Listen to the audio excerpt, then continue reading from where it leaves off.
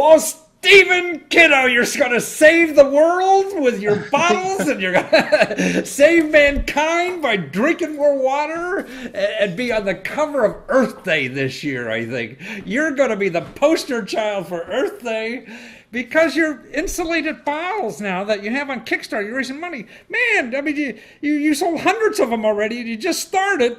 And they're really cool with this. I don't understand this technology with the magnet and the lid for this thing. How'd you do that? Well, yeah, it's got a that's right. It's got a magnet in the lid, and it's a stainless steel bottle. And what we did was I put a ferromagnetic band. It's a metal that attracts. You got one there? Make the noise when those suckers click together. Can you see that? Yeah. See, there's the magnet. Wow. I mean, and so you can drink out of it. You can fill it up real easy. Set it by the side of the sink, and it'll air dry. Yeah, wow. Put the lid on, it won't dry as easily. And that's like 28 ounces, right? So this is a big gulp, huh? Yeah, these are 20. 20. Yeah, we have a single-walled bottle that we came out with a couple years ago. I see. Oh, that's the 28. I yes. see. So this is 20. Well, that's more reasonable. I mean, some of these things, like at 7-Eleven, you get these things look like bathtubs. You got to drink out of. Yeah. So this is 64 ounces. Yeah. Right? This is reasonable. But more importantly, I mean, it seems like the ecology aspect of this, how we're really ruining the planet with these plastic bottles, and you were giving me some data, like the amount of water it takes to make one of those bottles is twice the amount of water that it holds. That's right. Yeah, at least that much water to make a one-use plastic bottle. Yeah. And then you have another figure about oil, which is even more disturbing, how much oil it takes to make one of these. And just last week, actually, San Francisco banned the one-use water bottle. Wow. On all of their public buildings and for festivals and things like that are public owned. So you can't sell these plastic water bottles anymore in San Francisco. Yeah, they won't. No, yeah, they don't do that. So they have filling stations. So and there's a city in Connecticut that's the same way. And the one thing he was demonstrating was he was in a couple of news conferences holding up a one-use plastic water bottle, and if you fill the plastic water bottle 33% with oil, that's how much oil it takes to manufacture. Wow. Yeah, transport and so we're using billions of these things a year, right? like 36 billion, I think. Wow. They say. And so we could solve our oil crisis if we just use your container. There we go. It's the one thing we all have in our toolbox to help a lot of these problems. But I mean, to me, what's nice about your bottle is that it's not just bottle. It's almost like a work of art. I mean, the shape, the design, the colors I'm in love with. I need one of every color to match all my suits. See, now I can color coordinate my water bottle. I can laser etch a question mark on one. Oh, now you're talking. And it's reasonable. I mean, these things are, but it's a sale now. I mean, if you get them early now on Kickstarter, you're going to save money than buying them when you're in the Walmart. Free shipping. Yeah. Free shipping. So there'll be 30 retail. They're 25. I think there's a few left at 25 and free shipping, and then it goes up to 30.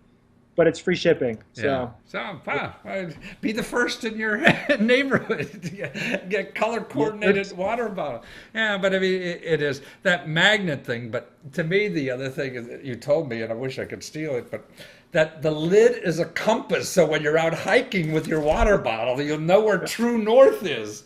How does that work? How does it be turned into a compass? Well, like so, if you were lost in the woods, you could take the lid, right? And you could make a little spot on the side of a stream, say, or in a little still pond, and drop this lid. It floats in the water, and it'll orient and point right to north. Right to north. Gosh, so you should have that. So it's really a water bottle and compass. I call it it's the most functional water bottle on the planet. Right. Yeah, those plastic things are not functional. They can't even tell you where you are. They can't. Exactly. Well, that's wonderful. Now, but you were a furniture designer for this. Now, why did you get into water bottles? Well, I was. I've always liked design and always wanted to invent something, I guess. So that was really what when I stumbled on this. I was driving down my road and my lid fell off the console. I like to drink out of this style bottle. I drink a lot of water because of a health condition. PKD is a health condition I have. My father had it as well, and that requires anyway, you to take more water. I drink a lot of water. Yeah. But anyway, the lid fell under my gas pedal, Wow. and I thought, yeah, and it was kind of a hazard. And I thought, Wow. wait a minute, I'm like, you can have a tether, they break Right. eventually. But I thought, why can't I put a magnet on the lid and stick it to my metal bottle? And I did a little research and I realized that, stainless is not. I see. Not You start learning about it. You're using your background in biology now and science. Yeah. Yes. And so I realized, I could add a piece of ferromagnetic metal, which attracts a magnet. And we ended up embedding it. In the beginning, it was on the outside, and now it's embedded between the two layers of the vacuum. I see. There's two layers to this bottle. It's actually two layers of metal. Yeah. And between those layers, we remove the air, and that's what creates the vacuum that insulates it from hot or cold. But it's where we have the ferromagnetic band. So I hear even over the internet that that connection. When that connects, man, it's not like you have to rip it apart. You'll be a strong man, so you'll never lose this thing. That's been something I've worked on for quite a few years, and finally got it to the point where I really like the connection. I could make it so strong that Grandmom couldn't get it off. Oh, right.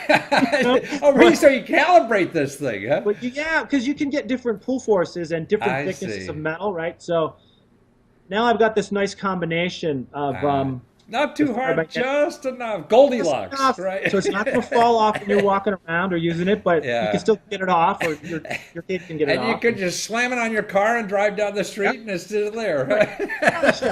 Well, you definitely can. I wouldn't put it on your bike or your car and drive down the street, but you could stick it there and it'll hang out, even when it's got water in it, or you could go to the gym and stick it to the side of gym equipment. Wonderful. So it's called Liquid Hardware, right? That's right. And you're on Kickstarter. It's still fundraising, but you can go to liquidhardware.com and find out all about, you call it the Sidewinder, right? The Sidewinder. Yes, and the Outrigger is the single-walled bottle. Which I see. That's it. Okay. But I mean, it's an elegant design, beautiful colors, and that magnet is just going to last forever, it seems. But more importantly, you got that compass. So when you got your water bottle and you're out in the woods, you know where the hell you are, you're going to use Steven's compass and get you home safe. Never lose your lid and never lose your way. Hey, there's a saying. Well, thank you so much, Steven, and thank you for doing this for the rest of us. I appreciate this. Yes. You bet. Take Have a care. great day.